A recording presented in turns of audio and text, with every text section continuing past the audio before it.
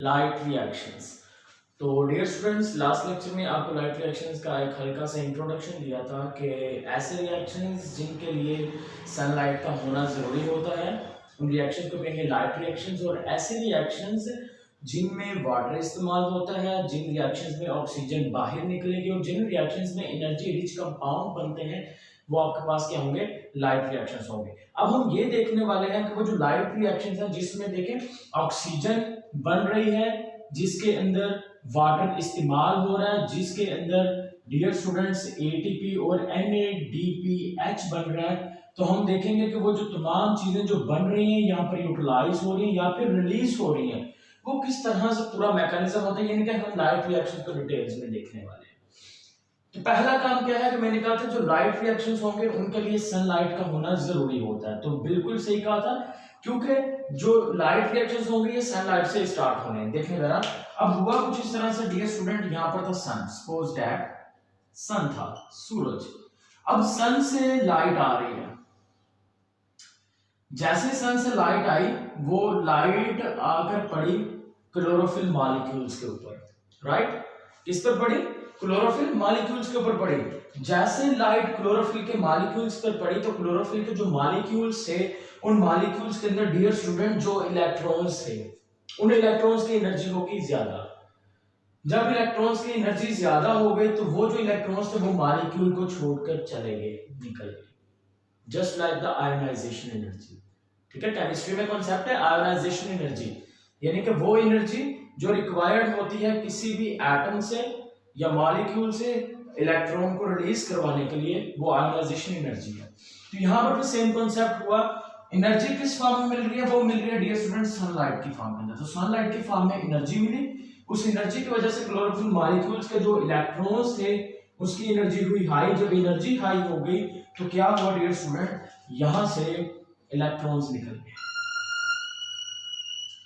अब जैसे ही यहां से इलेक्ट्रॉन्स निकले, इलेक्ट्रॉन्स के निकलने के नतीजे में क्या हुआ कि जो क्लोरोफिल के मॉलिक्यूल्स थे उसमें पोर्स प्रोड्यूस हो गए, होल्स प्रोड्यूस हो गए। ये क्या प्रोड्यूस हो गया? होल्स प्रोड्यूस हो गए। क्यों? क्योंकि इलेक्ट्रॉन्स निकल गए, क्लोरोफिल के मॉलिक्यूल से इलेक्ट्रॉन्स के निकलने से क्या हुआ, होल प्रोड्यूस हो गए, राइट। अब सेकंड देखें, सनलाइट पड़ रही थी क्लोरोफिल के मॉलिक्यूल्स के ऊपर, यहां पर डियर स्टूडेंट वाटर के मॉलिक्यूल्स भी मौजूद थे। अब देखो जरा, जब वाटर के मॉलिक्यूल्स यहां पर देखो क्लोरोफिल मॉलिक्यूल में जो वाटर के मॉलिक्यूल्स हैं, जब वाटर टूटेगा, वाटर देखिए सनलाइट जब पानी के ऊपर पड़ी, वाटर के ऊपर पड़ी तो वाटर भी टूट गया। वाटर के टूटने से क्या चीज प्रोड्यूस हुई? देखें, वाटर के टूटने से दो आयंस प्रोड्यूस हो गए, H positive ions, right. H positive ions produce हो गए, साथ में दो इलेक्ट्रॉन भी निकले और साथ में एक एटम निकला है ऑक्सीजन का। तो यहां पर डियर स्टूडेंट मैं O2 लिख रहा हूं और स्टार्ट पे इसलिए मैंने 1/2 लिखा है, यानी कि एक एटम है इसका मतलब, राइट। तो वाटर जब टूटा, वाटर के इस टूटने के रिएक्शन को हम नाम दे देंगे photolysis. This one is known as photolysis. Photo mean light, lysis का मतलब सेपरेटिंग, यानी कि सनलाइट की मौजूदगी में पानी के मॉलिक्यूल के टूटने को कहेंगे फोटोलाइसिस का नाम। तो क्या हुआ, सनलाइट पड़ी, जैसे ही वो पड़ी क्लोरोफिल मॉलिक्यूल्स के जो इलेक्ट्रॉन्स थे उसकी एनर्जी ज्यादा हुई। एनर्जी ज्यादा हुई तो वो क्लोरोफिल के मॉलिक्यूल से निकल गए। जब वो निकले तो क्लोरोफिल के मॉलिक्यूल्स पे सुराख प्रोड्यूस हो गए। अब उन सुराख को फिल भी तो करना है ना, कहीं से फिल भी तो किया जाए। अब उसको फिल कौन करेगा? वो ये पीछे जो इलेक्ट्रॉन्स आ रहे हैं वो उसको फिल कर देते हैं, राइट। अब ये जो इलेक्ट्रॉन्स यहां पर डियर स्टूडेंट निकल गए थे, ये इलेक्ट्रॉन सीधे के सीधे चले जाएंगे इलेक्ट्रॉन ट्रांसपोर्ट चेन पर। किस पर वो ट्रैवल कर रहे हैं? अब they are travelling on the electron transport chain. Electrons की बात हो रही है, इलेक्ट्रॉन्स किस पर ट्रैवल कर रहे हैं? इलेक्ट्रॉन ट्रांसपोर्ट चेन पर ट्रैवल कर रहे हैं। जब इलेक्ट्रॉन इलेक्ट्रॉन ट्रांसपोर्ट चेन पे ट्रैवल करेंगे, उनकी ट्रैवलिंग से क्या होगा डियर स्टूडेंट, एनर्जी रिलीज होगी। जब इलेक्ट्रॉन्स ट्रैवल करते हैं इलेक्ट्रॉन ट्रांसपोर्ट चेन पे तो क्या प्रोड्यूस करेंगे? एनर्जी प्रोड्यूस करेंगे। और वो जो एनर्जी होती है उस एनर्जी को डियर स्टूडेंट इस्तेमाल किया जाएगा एडीपी को कन्वर्ट करने के लिए एटीपी। एडीपी डाइफॉस्फेट, हमने क्या किया, एडीपी के साथ एक और फास्फेट अटैच किया, और अटैच करवाने के लिए चाहिए होती है एनर्जी, और वो एनर्जी चाहिए होती है 7.3 किलो कैलोरीज। और वो अब एनर्जी कहां से मिल रही है, वो एनर्जी दे रहे हैं ये इलेक्ट्रॉन। जब इलेक्ट्रॉन्स कहां पर मूव करेंगे, इलेक्ट्रॉन ट्रांसपोर्ट चेन पर मूव करेंगे, तो वो इतनी एनर्जी देंगे। जब इतनी एनर्जी देंगे तो हम फास्फेट को एडीपी में अटैच करवा देंगे, जिससे एडीपी कन्वर्ट हो जाएगा एटीपी के अंदर। देखिए दो चीजें तो मैंने आपको अभी तक प्रूफ कर दी।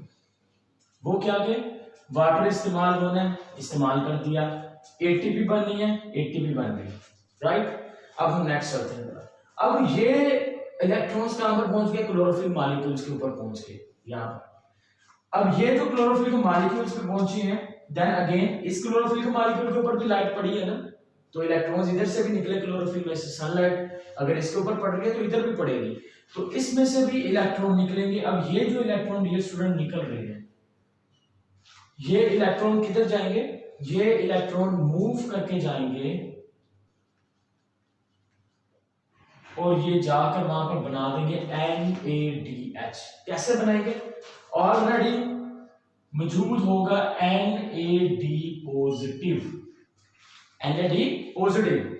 तो यहां पर देखें स्टार्ट पे हाइड्रोजन के आयंस भी बन रहे थे, तो ये जो हाइड्रोजन के आयंस जो फोटोलाइसिस से बने थे, ये हाइड्रोजन के आयंस किसके साथ मिलेंगे, ये हाइड्रोजन के आयंस और इलेक्ट्रॉन्स, हाइड्रोजन के आयंस और इलेक्ट्रॉन्स यहां से निकल रहे हैं, वो इलेक्ट्रॉन्स प्लस हाइड्रोजन आयंस वो मिलेंगे, और मिलने के बाद क्या बना देंगे, they will form the NADH।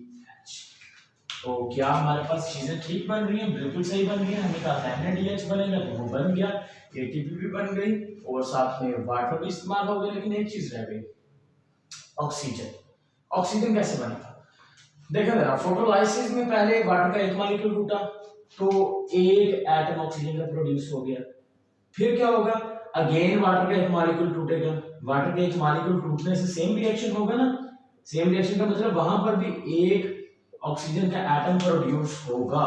तो जब ऑक्सीजन के दो एटम आपस में मिलेंगे तो वो मिलने के बाद क्या कर देंगे, वो ऑक्सीजन प्रोड्यूस कर देंगे O2 की फॉर्म के अंदर, ऑक्सीजन प्रोड्यूस कर देंगे जो इस केमिकल रिएक्शन से बाहर की तरफ निकल जाए।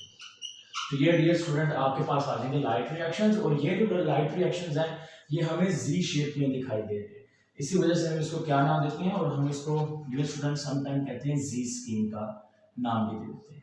तो डियर स्टूडेंट आपको इसको कॉपी करने की जरूरत नहीं है, रट्टा मारने की जरूरत नहीं है, जैसे इसको देखें। पॉइंट नंबर फर्स्ट, सनलाइट पड़ी, इलेक्ट्रॉन्स निकले, इलेक्ट्रॉन ट्रांसपोर्ट चेन पे गए, इलेक्ट्रॉन ट्रांसपोर्ट चेन पे जाने के बाद उन्होंने एनर्जी रिलीज की, उस एनर्जी को हमने इस्तेमाल किया एडीपी को एटीपी में कन्वर्ट करने के लिए। फोटोलाइसिस हुई, हाइड्रोजन निकले, इलेक्ट्रॉन्स निकले, ऑक्सीजन निकली, तो एटम्स आपस में मिलके ऑक्सीजन के मॉलिक्यूल बनके ऑक्सीजन तो निकलेगी बाहर। फिर क्या हुआ, यहाँ से क्लोरोफिल के मॉलिक्यूल से इलेक्ट्रॉन्स निकले, पीछे से हाइड्रोजन के आयंस आए, दोनों मिले NAD के साथ और इन्होंने मिलकर NADH बना दिया। हेंस हमारा जो रिएक्शन है वो यहाँ तक कंप्लीट हो गया, यानी कि एनर्जी रिच कंपाउंड भी बन गया, वाटर इस्तेमाल भी हो गया और ऑक्सीजन भी रिलीज हो गई।